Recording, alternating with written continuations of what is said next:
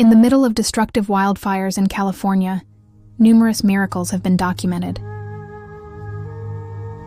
Jesse Romero, a Catholic author, radio personality, and evangelist, shared recently in his radio program the story of his Catholic movie producer friend who credited the Epiphany House blessing for safeguarding his home.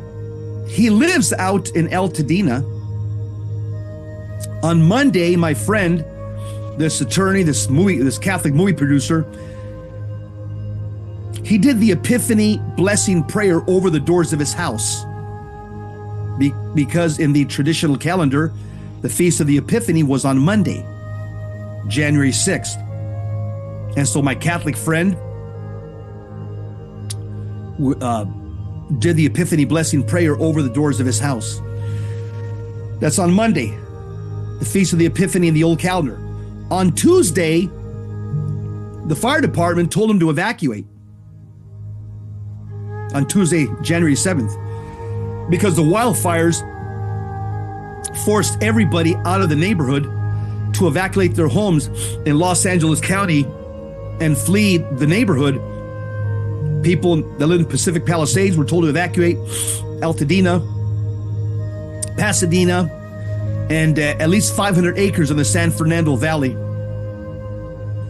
So my friend took his family and all his kids and they evacuated. He comes back home a few hours later, or maybe the next day, and guess what? As he looks around, every house around him was burned to the ground except his house.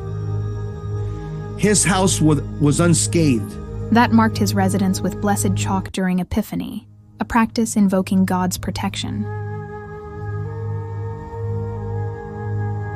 When wildfires devastate his community, his home remained untouched. When surroundings were destroyed, he credited this preservation to divine intervention through the Epiphany blessing. The Epiphany blessing prayer in the Catholic Church is a tradition that involves blessing a home and writing the letters C, M, and B on the door. The letters stand for the Latin phrase Christus mentionem benedicat, which means, "May Christ bless this house." Another family returned to their home only to discover that their beloved home entirely destroyed by the wildfires.